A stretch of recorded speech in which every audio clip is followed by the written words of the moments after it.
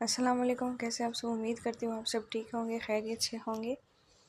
اگر آپ کو ناول اچھا لگے تو لائک شیئر سبسکرائب کریے گا، اگر چینل پر نئے ہیں تو چلے سٹارٹ کرتے ہیں۔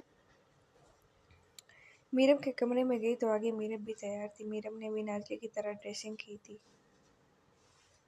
نازلی، دعا، میرب، ان تینوں کا سوٹ ایک جیسے تھا۔ میرب آپی، ماشاءاللہ سے آپ بہت پیاری لگ رہی ہیں آج تو لگتا ہے مہرام بھائی تو گئے کام سے۔ نازلی نے دل سے میرب کی تعریف کی۔ شکریہ میری جان، اور تم بھی بہت پیاری لگ رہی ہو۔ میرب نے نازلی کو گلے سے لگا کر نازلی کی تعریف کی۔ اچھا یہ دعا کہاں ہے؟ ابھی مورے جان آئیں گی ہمارے پاس اور دعا کا اتا پتہ ہی نہیں ہے۔ میرب نے نازلی سے پوچھا۔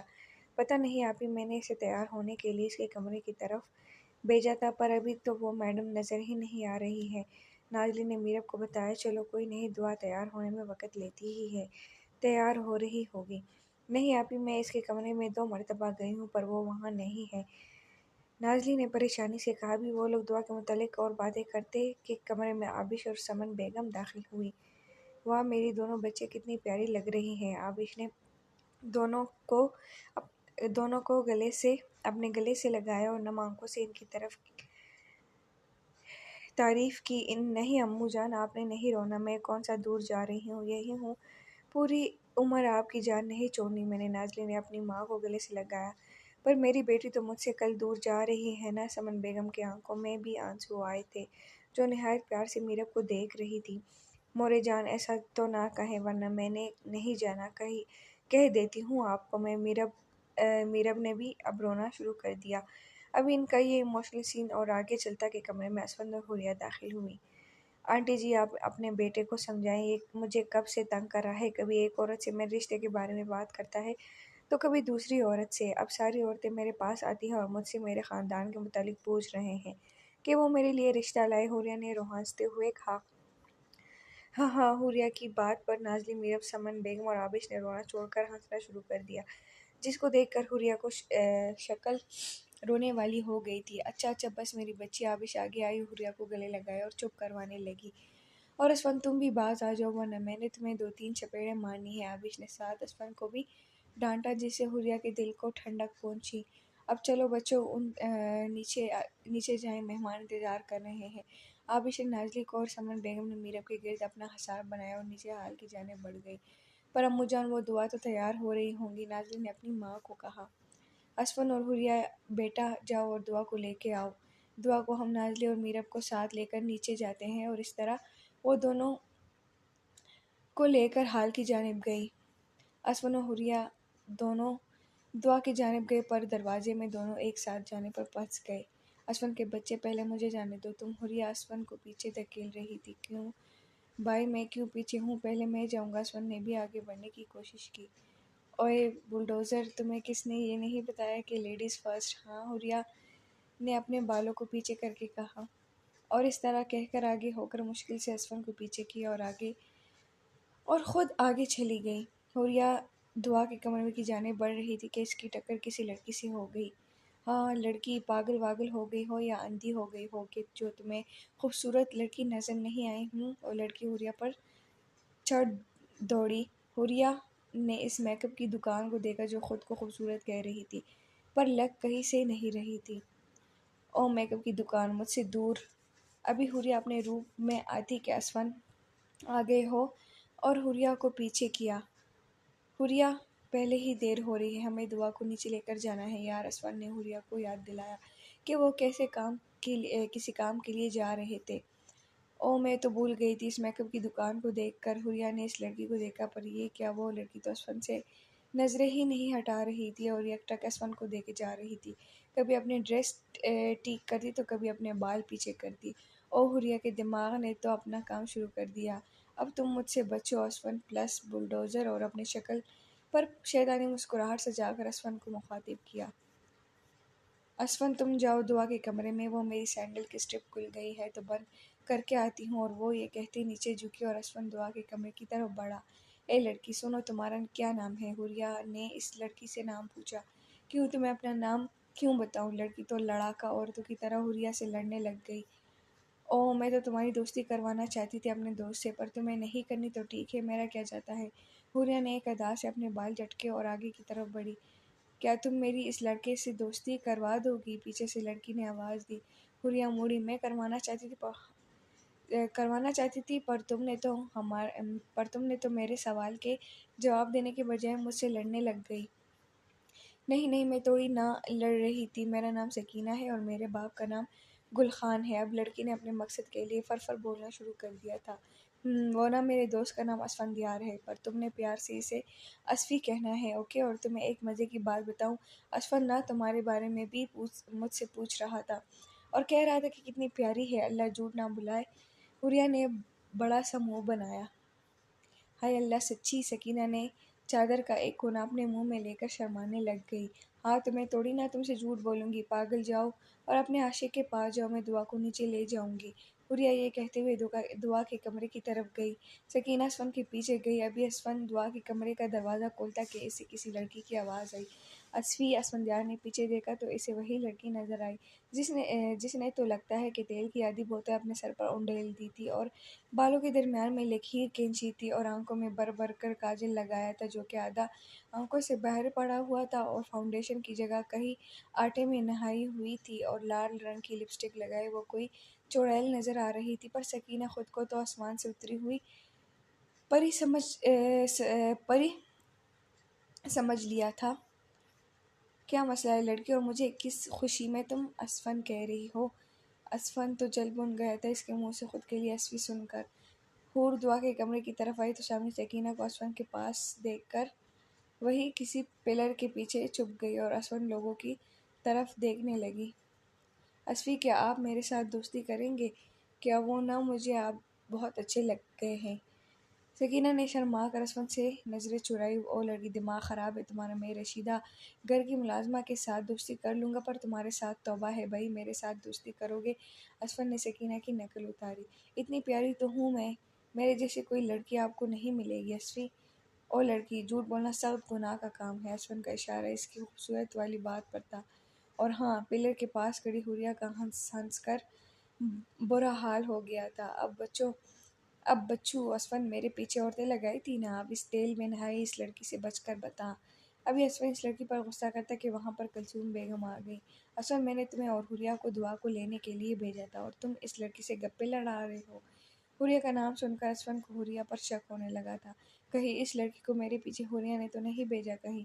اسفند، کن سوچوں میں چلے گئے ہو؟ تم سے کہہ رہی ہوں۔ کلثوم نے اسفند کو ہلایا۔ ہاں کچھ نہیں، بس جانے والا ہی تھا کہ یہ لڑکی آ گئی۔ اسفند نے بڑا سا منہ بنا کر اس لڑکی کو دیکھا۔ بیٹا آپ نیچے جاؤ، ہم دلہن کو لے کر آتے ہیں۔ کلثوم بیگم نے اسے پیار سے سمجھا کے نیچے بھیج دیا اور خود اسفند کو لے کر دعا کے کمرے میں چلی گئی۔ حوریہ بھی سکینہ کو نیچے جاتا دیکھ کر خود بھی دعا کے کمرے میں آئی اور اسفند کو دیکھ کر اس کی طرف طنزیہ مسکراہٹ سے دیکھا۔ اسفند نے بھی اس کی طرف دیکھ کر برا سا منہ بنایا اور دل میں پکا عہد کر لیا تھا حوریہ سے اس چیز کا بدلہ لینے کا۔ کلثوم بیگم نے پورا کمرہ دیکھ لیا تھا پر دعا انہیں کہیں نظر نہیں آئی۔ اسفند، دعا کہاں چلی گئی ہے؟ کلثوم بیگم کو اب گھبراہٹ ہونے لگی تھی۔ مورے آپ یہاں بیٹھے، ہم باہر دیکھتے ہیں۔ آپ کو پتہ تو ہے دعا کتنی شرارتی ہے، کہیں گم رہی ہوگی، میں اور حوریہ ڈھونڈتے ہیں۔ اسفند اور حوریہ باہر آئے اور پوری حویلی دیکھ لی پر انہیں دعا کہیں نظر نہیں آئی تو اسفند نے جلدی سے اس کی خبر زرغم اور اریان کو دی، جس کو سن کر دونوں بہت پریشان ہو گئے تھے۔ تو جلدی سے زرغم اور اریان چھت کی طرف سے دعا کے کمرے میں گئے کیونکہ نیچے زنان خانے میں بہت سی عورتیں تھیں۔ زرغم اور اریان کو دعا کے کمرے میں دیکھ کر کلثوم بیگم اٹھ کر ان کے پاس آئی۔ کیا ہوا بیٹا، تم دونوں اس وقت یہاں کیا کر رہے ہو؟ اسفند اور حوریہ بھی دعا کے کمرے میں آئے۔ وہ مورے دعا حویلی میں نہیں ہے۔ زرغم نے آگے بڑھ کر اپنی ماں کے گرد حصار بنایا۔ کیا دعا حویلی میں نہیں ہے تو کہاں گئی ہے دعا؟ کلثوم بیگم نے اب باقاعدہ رونا شروع کر دیا تھا۔ مورے آپ پریشان نہ ہوں، دیکھیں نیچے بہت مہمان ہیں اور اگر اس بارے میں آغا جان یا چچی جان کو پتہ لگ گیا تو بہت ٹینشن ہو جائے گی نا گھر میں، تو اب حوصلہ رکھیں ابھی۔ زرغم کلثوم بیگم کو دلاسا دیتا کہ نازلی دعا کے کمرے میں آ گئی۔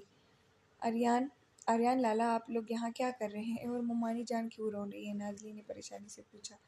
گڑیا، تم نے دعا کو کہیں دیکھا ہے کیا؟ وہ حویلی میں نہیں ہے؟ اریان نے آگے جا کے نہایت آرام سے نازلی سے پوچھا۔ کیا لالا، دعا حویلی میں نہیں ہے؟ مجھے پہلے پتہ تھا کیونکہ میں نے بھی اسے دیکھا تھا، تو وہ مجھے نہیں ملی، تو میں سمجھی دعا کہیں اس بوڑھی عورت کے پاس نہ چلی گئی ہو۔ کون سی بوڑھی عورت نازلی؟ اس مرتبہ زرغم نے سوال کیا۔ وہ نازلی نے روتے ہوئے ساری کہانی کر دی، کیونکہ اب وہ بھی دعا کو نہ پاتے ہوئے ڈر گئی تھی۔ کیا تم نے اس عورت کو اوپر کمرے میں بند کیا ہے؟ تمہارا دماغ خراب ہے نازلی، یا گھاس چڑھنے گئی ہے؟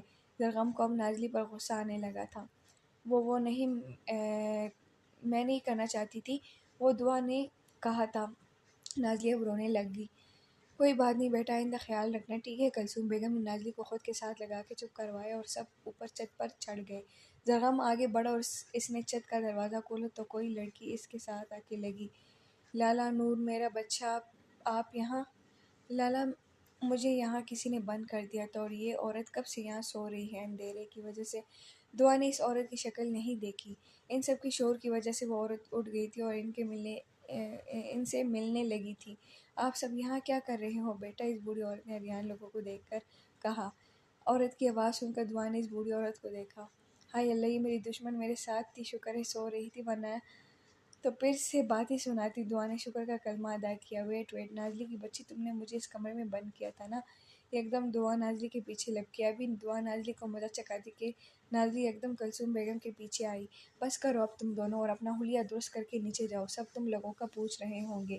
وہ کلثوم بیگم نے دونوں کو لیے نیچے آئے۔ مہندی کا فنکشن شروع ہو گیا تھا۔ میرب، دعا اور نازلی کو سٹیج پر بٹھا دیا گیا تھا۔ گاؤں کی عورتوں نے میرب، دعا اور نازلی کو بہت دعائیں دی تھیں۔ تینوں دلہنوں کو مہندی لگانا شروع کر دیا تھا۔ ابھی وہ مہندی لگا رہے تھے کہ وہاں حوریہ آئی۔ ہائے اللہ میرب آپی، آپ کے ہاتھ کتنے پیارے لگ رہے ہیں۔ ہائے اللہ حوریہ، کیا ہمارے ہاتھ پر گوبر رکھا ہے کیا جس سے ہمارے ہاتھ اچھے نہیں لگ رہے؟ ہاں؟ دعا کو تو مانو جلدی فیل ہونے لگی تھی میرب کی مہندی سے۔ میرب کی مہندی لگ بھی بہت اچھی رہی تھی، کیونکہ بہرام نے مہندی آرٹسٹ کو خود بھیجا تھا حویلی میں۔ نازلی اور میرب دونوں ہنسنے لگے۔ دعا کی بات پر انہوں نے گوبر کے نام پر عجیب شکل بنایا اور اسے اپنے اور اسفند کے ملاقات کا پہلا دن بھی یاد آیا تھا۔ نہیں دعا، تمہاری اور نازلی کی مہندی بھی بہت اچھی لگ رہی ہے۔ اچھا چلو شکریہ حور۔ نازلی نے حور کا شکریہ ادا کیا۔ حوریہ، ہماری مہندی مکمل ہو جائے تو تم بھی لگوا دینا، ٹھیک ہے؟ میرب نے حوریہ کو اپنے پاس بٹھا کر کہنے لگی۔ جی آپی، کیوں نہیں، ضرور۔ دوسری طرف مردان خانے میں بھی گاؤں کے مردوں کا آنا شروع ہو گیا تھا، کیونکہ آخر ان کے سردار صاحب کی شادی تھی، کیوں نہ آتے گاؤں والے۔ اسفند اپنے دوستوں کے ساتھ الگ کھڑا ہوا تھا، اور عریان اور زرغم اور ان کے والد آغا جان یہ سب مہمانوں کے استقبال کے لیے کھڑے تھے۔ آج آغا جان کے چہرے سے تو مسکان غائب ہی نہیں ہو رہی تھی۔ آخرکار ان کے دو شہروں کی شادی تھی۔ عریان زرغم کے پاس آیا اور اوپر کمروں کی طرف چلنے کو کہا۔ یار ہم بھی کپڑے وغیرہ چینج کر لیں، ہماری بھی شادی ہے یار، عجیب سی فیلنگ ہو رہی ہے ان کپڑوں میں۔ ہاں چل چلتے ہیں، میں تو ٹھیک ہوں، پر تجھ سے حقیقت میں پسینے کی اسمیل بہت آ رہی ہے، زرغم نے عریان کو تھوڑا جلانے کے لیے کہا۔ زرغم اور عریان کا کوئی دوست نہ تھا، یہ دونوں خود کے لیے پورے تھے، دوست بھی اور بھائی بھی۔ تیری تو میں، عریان نے زرغم کے پیچھے دوڑ لگائی۔ ابھی عریان زرغم کو پکڑ کر اسے اپنے بات کا بدلہ لیتا کہ داخلی دروازے سے بہرام کو آتا دکھائی دیا۔ او بہرام بھائی، آپ کچھ زیادہ جلدی نہیں آ گئے ہیں، دیکھے تو مہمان بھی ابھی تک نہیں آئے، عریان نے بہرام کو طنزیہ کہا۔ بہرام نے عریان کا طنز نوٹ کر لیا تھا، تو بہرام بھی پیچھے نہیں رہنے والا تھا۔ نہیں عریان بھائی، میں نے کہا کہ کیوں نہ صالح صاحب کی مدد کر لی جائے، اکیلے تک جائیں گے مہمانوں کو سنبھالتے، تو تھوڑا جلدی آ گئے، آپ کہتے ہیں تو تھوڑی دیر بعد آ جاتا ہوں۔ اور وہ عریان کو تنگ کرنے کے لیے جیسے ہی جانے کے لیے مڑی، پیچھے سے زرغم نے اس کے کندھے پر ہاتھ رکھ لیا۔ کہاں بھائی، کہاں جا رہے ہو؟ عریان کا تو بکواس کرنے کی عادت ہے، جاؤ تم بابا جان اور آقا جان لوگوں سے ملو، ہم کپڑے بدل کر آتے ہیں۔ زرغم یہ کہتا عریان کے ساتھ آگے کی جانب بڑھنے لگا کہ عریان رک گیا۔ ویسے بہنوئی جی، آج آپ لگ بہت پیارے رہے ہیں، ذرا اپنی خوبصورتی کا راز تو بتاتے جائیں۔ بہرام سچ میں بہت پیارا لگ رہا تھا، سفید کرتا اور پاجامہ پہنے اور اوپر ہلکے سبز رنگ کا ویسٹ کوٹ ڈالے، اچھی سی داڑھی کو سیٹ کیے، جیل کے ساتھ بالوں کو سنوار کے، بس شادی کا نام لگ گیا ہے ہم پر صالح صاحب، تبھی پیارے ہو گئے ہیں۔ پر آپ کو ایک بات کہنا چاہیں گے کہ آپ بھی ذرا صابن سے اپنا تھوبڑا دولے تو شاید آپ پر بھی تھوڑا نکار آ جائے، یہ کہتی بہرام نے یکدم آغا جان کی طرف دوڑ لگائی۔ تیری تو میں اریان نے جیسے ہی بہرام کے پیچھے جاتا کہ زرغم نے اس کو منع کیا، یار بھائی ویسے بھی دیر ہو رہی ہے، چل جائیں، اور وہ یہ کہتے دونوں چھت کی طرف بڑھ گئے، کیونکہ وہیں سے اپنے کمرے کی طرف جا سکتے تھے، کیونکہ نیچے زنان خانے میں بہت سی گھر کی عورتیں موجود تھیں۔ ابھی زرغم اپنے کمرے میں جاتا کہ اس نے اریان کو آواز لگائی، اور سن اریان نے بھی اپنے کمرے سے باہر کی طرف اس کے کمرے کی طرف دیکھا۔ بول یار، بہرام کی بات سن لے، تیرے بھلے کے لیے کہہ رہا تھا، صابن سے منہ دھو لینا، چہرہ بہت عجیب لگ رہا ہے تیرا۔ یہ کہتے ساتھ ہی وہ اپنے کمرے میں داخل ہو کر دروازے کو لاک کر دیا کہ کہیں اندر ہی نہ آ جائے۔ کمینے سالے، اللہ ہی پوچھے تجھ سے، ذلیل انسان، بڈھے، اللہ کرے تو گنجا ہو جائے۔ اریان نے بھی خوب بد دعائیں دے کر اپنے کمرے میں چلا گیا۔ 2 گھنٹے بعد اسفن بچے آغا جان نے اسفن کو آواز لگائی۔ جی آغا جان، اسفن آتے ہوئے بولا۔ بچے، جا کے اریان اور زرغم کو بلا دو، سب پوچھ رہے ہیں، جلدی جاؤ ان کے پیچھے، پتہ نہیں 2 گھنٹوں سے غائب ہیں، لڑکیوں سے زیادہ تو یہ وقت لگا رہے ہیں۔ آغا جان شادی ہے ان کی، خوب اپنے آپ کو سنوارنے کی کوشش کر رہے ہیں، پر ان کو کیا پتہ، لگنا تو خوبصورت میں نے ہی ہے۔ اسفن نے اکڑ سے اپنے کالر کو ٹھیک کرتے ہوئے کہا۔ ہاں ہاں، تم ہی پیارے ہو، پر اس وقت تم جاؤ، میں ذرا بہرام کے پاس جاؤں، کب سے مہمانوں کو دیکھ رہا ہے۔ ہاں تو مہمانوں کو نہ دیکھے نا آغا جان، ہم نے کون سا انہیں کہا ہے کہ مہمانوں کو دیکھے۔ اسفن کو الٹے جواب پر آغا جان نے اپنا ڈنڈا اوپر اٹھایا۔ اب اگر تم یہاں سے نہ گئے تو میں نے یہ ڈنڈا تم پر ضرور دینا ہے بچے۔ اسفن نے ڈنڈا دیکھا تو باہر کی طرف دوڑ لگائی کہ کہیں سچ میں ہی یہی مہمانوں کے سامنے نہ شروع ہو جائے۔ اسفن جیسے ہی اوپر جا رہا تھا کہ اس کی ٹکر حوریہ سے ہوئی۔ ہائے اللہ، مر گئی، یہ درمیان میں دیوار کس نے کھڑی کر دی۔ حوریہ اپنا ماتھے کو سہلانے لگی، اور جیسے ہی اوپر دیکھا تو اس کو غصہ آیا۔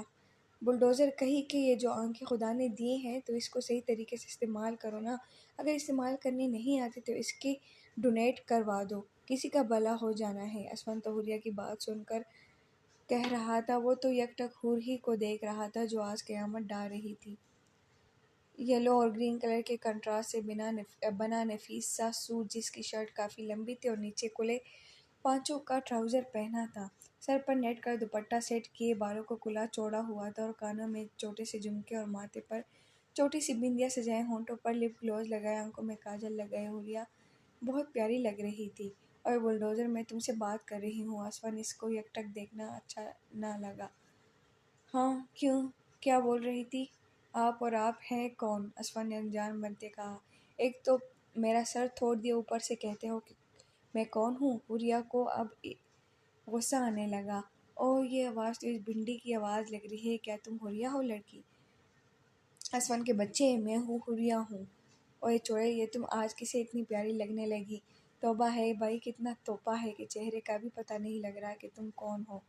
حوریہ تو آنکھیں کھولے اسے دیکھ رہی تھی کہ اتنی پیاری لگنے کے باوجود بھی اسے چڑیل بول رہا ہے۔ بلڈوزر کہیں کہ اس سے پہلے کوئی پیاری لڑکی دیکھی بھی ہے کہ نہیں آیا بڑا چڑیل کہنے والا۔ حوریہ نے منہ چڑھا کر اس کے سائڈ سے نکل گئی۔ کہہ تو ٹھیک رہی ہو، آج سے پہلے ایسی خوبصورت لڑکی کہیں نہیں دیکھی میں نے حور۔ اسفن دل میں سوچتا اریان لوگوں کے کمرے کی طرف گیا۔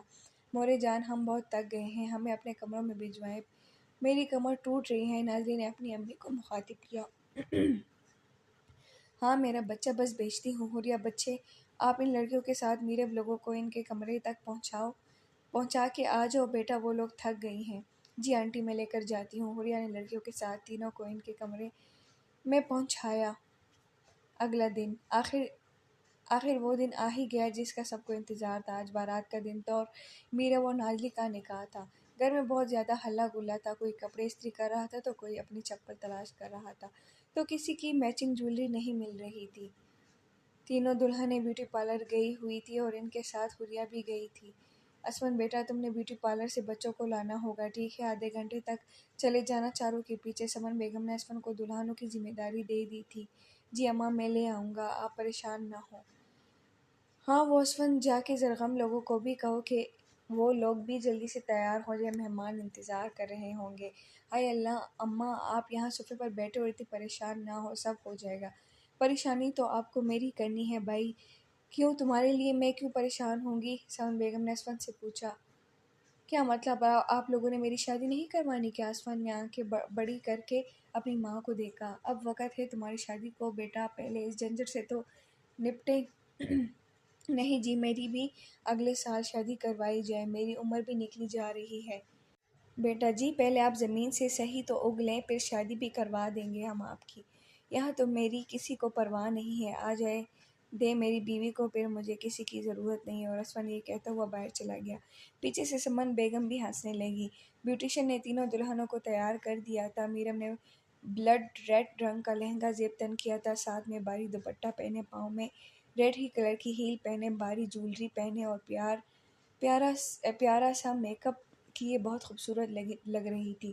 اور میرب نے اپنے ہاتھوں پر بہرام کے لائے گئے گجرے بھی پہنے تھے، جس سے اس کی کلائی بہت جچ رہی تھی۔ دعا نے بھی ریڈ کلر لہنگا پہنا تھا، جس کے اوپر گولڈن رنگ کا خوبصورت سا کام کیا گیا تھا، اور بھاری دوپٹہ جس پر گوٹے لگے ہوئے تھے، اور گولڈن کلر کی ہیل پہنے، اور گولڈن اور ریڈ کمبینیشن کی جولری اور پیارا سا میک اپ کیے دعا بھی بہت پیاری لگ رہی تھی۔ نازلی کا فل مہرون لہنگا تھا، جس پر مہرون ہی رنگ کے موتیوں کا کام کیا گیا تھا، اور مہرون ہی رنگ کی بھاری جولری، اور سر پر ماتھا پٹی پہنے اور ہیل پہنے بڑا برائڈل میک اپ کیا کوئی آسمان سے اتری پری لگ رہی تھی۔ بیوٹیشن نے بھی حریہ کو ہلکا سا تیار کیا تھا۔ حریہ نے مرجنڈا کلر کی میکسی پہنی ہوئی تھی، جس پر سلور رنگ کے موتیوں کا کام کیا تھا، اور بالوں کو پیچھے سے کرل کر کے ان کو کلا چھوڑا تھا اور درمیان میں مانگ نکالی تھی۔ کانوں میں سلور رنگ کے جھمکے پہنے تھے، اور ہاتھوں میں ہم رنگ کی برکھر چوڑیاں پہنی ہوئی تھی۔ پاؤں میں مرجنڈا کلر کے خصے پہنے نہایت پیاری لگ رہی تھی۔ ماشاء اللہ سے میم، آپ چاروں بہنیں بہت پیاری لگ رہی ہیں۔ بہنوں کے نام پر حریہ کی آنکھیں بھیگنے لگی۔ کیا ہوا حور، تمہاری آنکھوں میں یہ آنسو کیوں ہیں؟ میرم نے حریہ کو اپنے ساتھ لگایا۔ پریشان تو نازلی اور دعا بھی ہو گئی تھی۔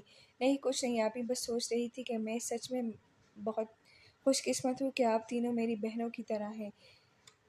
نہیں بہنوں کی طرح نہیں، بہنیں ہیں ہم چاروں، ٹھیک ہے؟ ایسے کبھی نہ سوچنا۔ دعا بھی آگے بڑھی اور اسے اپنے ساتھ لگایا۔ نازلی بھی آگے آئی اور اب چاروں نے ایک دوسرے کے ساتھ گلے ملی۔ میم، آپ کو باہر کوئی لینے آیا ہے؟ باہر سے چوکیدار نے آواز لگائی۔ جی جی، ہم آتے ہیں، انہیں کہہ دیں چلے آپ لوگ جائیں، میں چیزیں لے کر آتی ہوں، ٹھیک ہے؟ حریہ نے تینوں کو بھیج دیا اور پیچھے سے وہ سامان سمیٹنے لگی۔ اسفند نے تینوں کو کھلے دل سے تعارف کی اور جاننے لگا کہ نازلی نے آواز لگائی، او بھائی صبر کرو، حریہ کو تو آنے دو نا۔ کیا حریہ بھی آئی ہے؟ اسفند نے بیوٹی پارلر کے دروازے کو دیکھا تو دیکھتا ہی رہ گیا۔ حریہ بیگ کو اپنے پیچھے کھینچ کر باہر آ رہی تھی، جس سے اس کے بال بار بار آگے ہو رہے تھے۔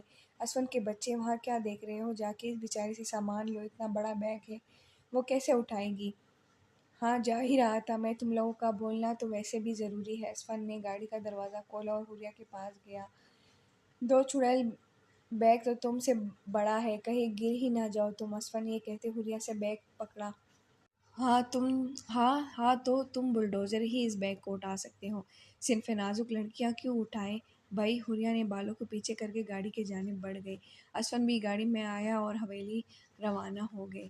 تینوں دلہنوں کو نازلی کے کمرے میں بٹھایا گیا اور دلہنوں کو حویلی کے لان میں اسٹیج بنایا گیا تھا، وہیں پر ان کو بٹھایا گیا تھا اور شادی کی ساری تقریب وہیں رکھی گئی تھی۔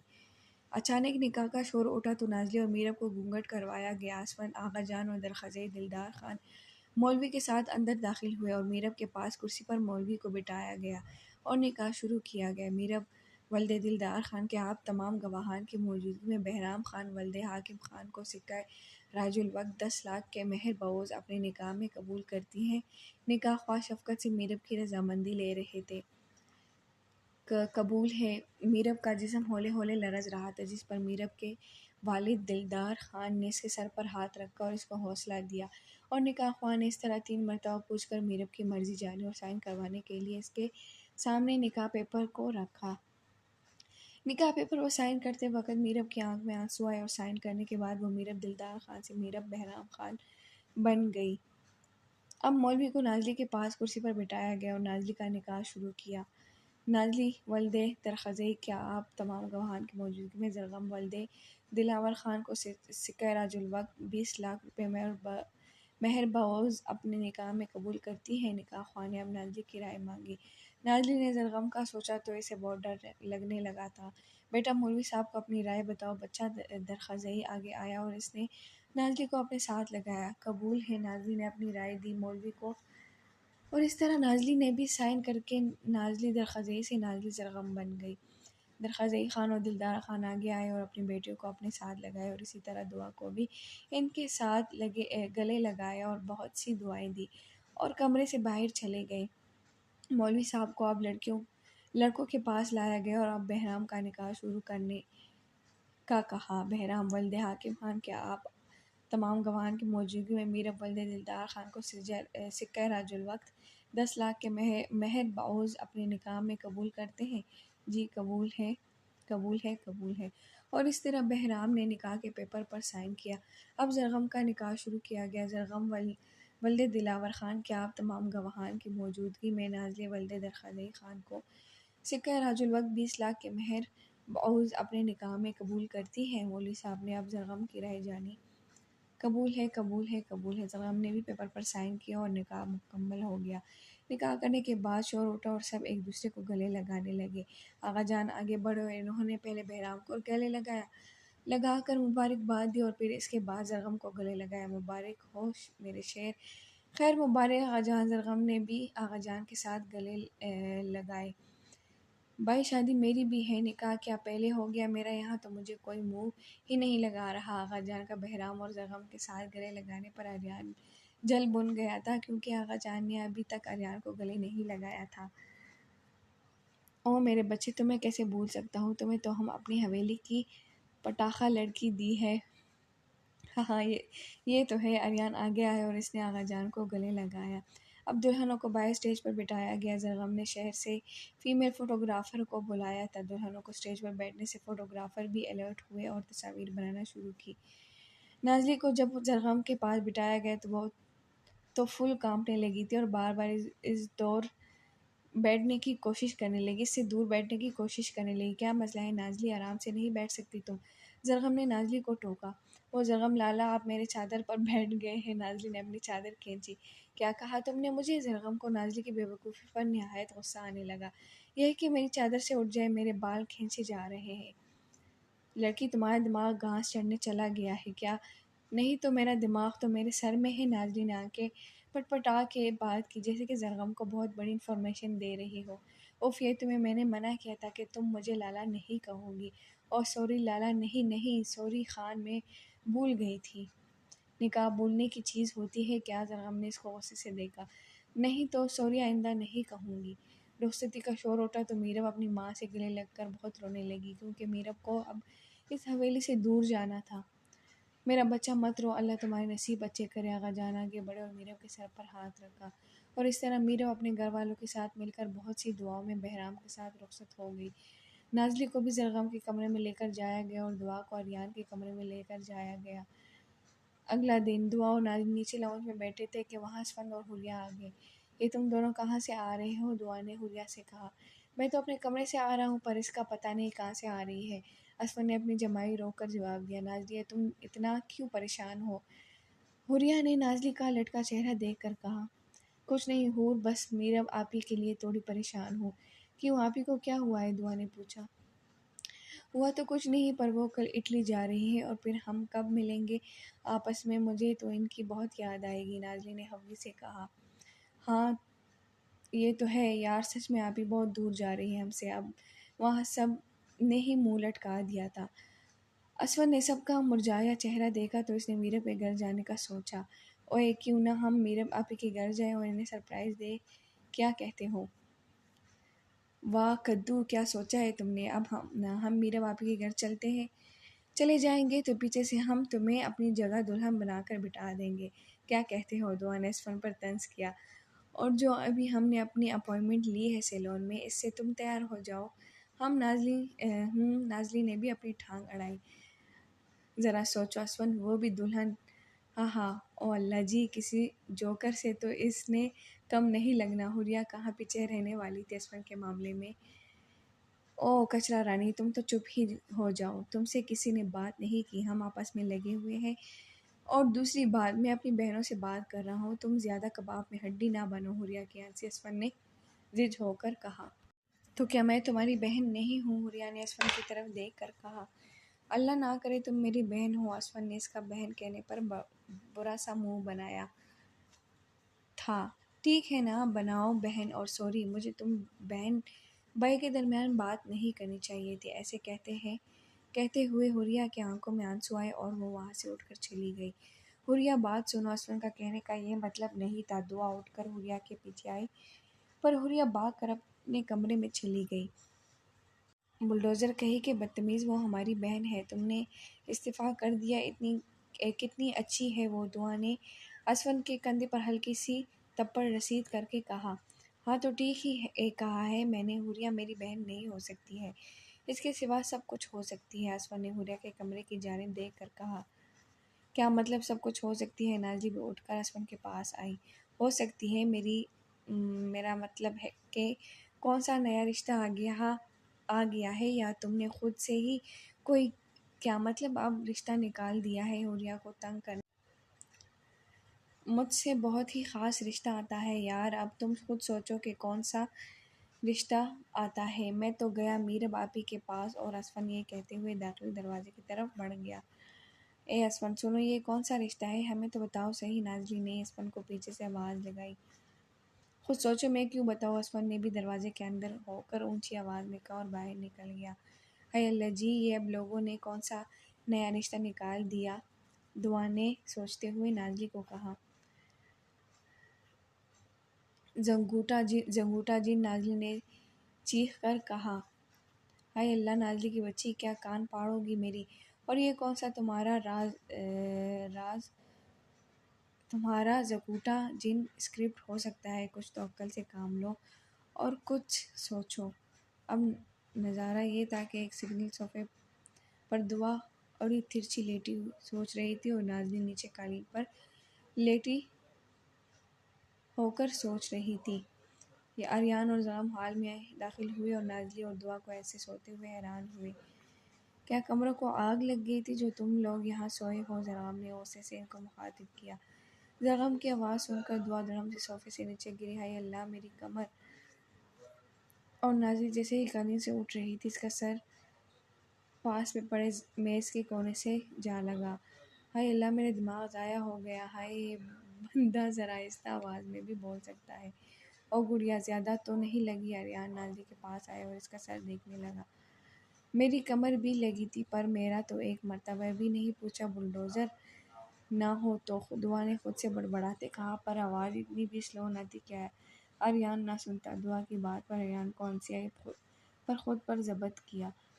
تو تم دونوں کمرے کو چھوڑ کر یہاں کیوں سوئے ہو؟ یہاں ہر وقت ملازم ہوتے ہیں اور تم لوگ یہاں اڑی ترچھی لیٹی ہوئی ہو۔ زغم نے ابھی بھی اپنا لہجہ نرم نہیں کیا تھا۔ وہ لالا، ہم سو نہیں رہے تھے، ہم تو بس کچھ سوچ رہے تھے، دعا نے کہا۔ ایسا کیا سوچ رہے تھے کہ جو حال میں ہی سوچنے سے ایک اچھی سوچ آنی تھی اور کسی جگہ نہیں آنی تھی؟ ذرا بتا سکتی ہو؟ زغم بات تو دعا سے کر رہا تھا، پر دیکھ نازلی کو رہا تھا۔ اس نے اپنا سر پکڑا ہوا تھا اور منہ کے عجیب زاویے بنا رہی